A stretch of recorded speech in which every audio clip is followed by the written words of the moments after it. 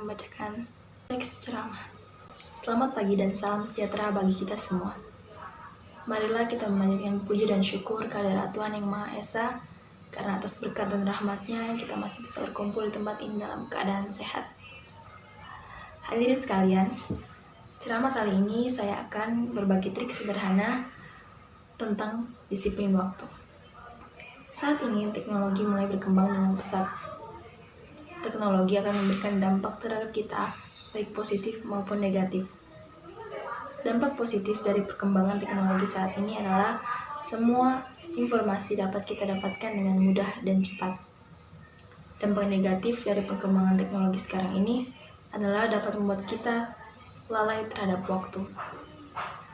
Buktinya, banyak pelajar yang mulai memilih bermain dengan ponsel mereka sepanjang waktu, sehingga mereka lupa tentang kewajiban mereka untuk belajar.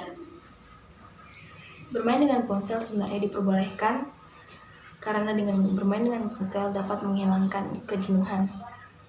Akan tetapi, jangan sampai bermain dengan ponsel membuat kita menjadi lupa waktu.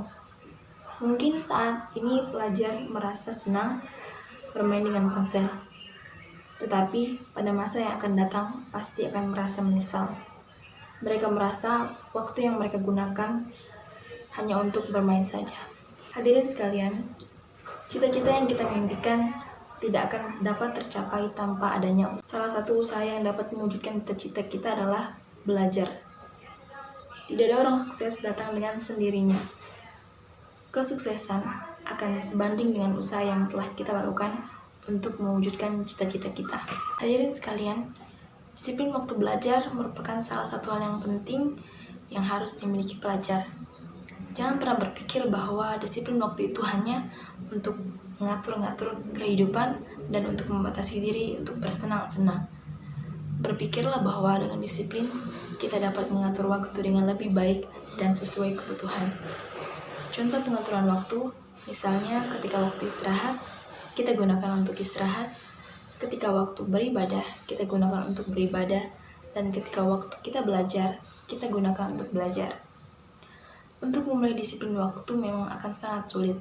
Kedisiplinan dapat terlaksana karena kebiasaan, dan kebiasaan dapat terjadi melalui paksaan. Paksaan diri untuk selalu disiplin dalam waktu belajar. Pelajar dapat membuat jadwal jam belajar, karena belajar tidak hanya dilakukan di sekolah, tetapi juga di rumah. Waktu di sekolah tidak lama dibandingkan waktu di rumah, sehingga jangan berpikir belajar hanya dilakukan di sekolah. Mulai sekarang, cobalah membuat jadwal belajar saat di rumah. Tentukan waktu 2-3 jam untuk belajar. Selanjutnya, kita harus dengan disiplin menantinya. Semoga nantinya dapat menjadi orang-orang yang sukses dan dapat mewujudkan mimpi yang kita inginkan. Cukup sekian. Semoga nantinya dapat menjadi orang-orang yang sukses dan dapat mewujudkan mimpi yang kita inginkan. Cukup sekian uraian yang dapat saya sampaikan. Jika ada tutur kata yang kurang berkenan, saya memohon maaf. Terima kasih atas perhatian hadirin.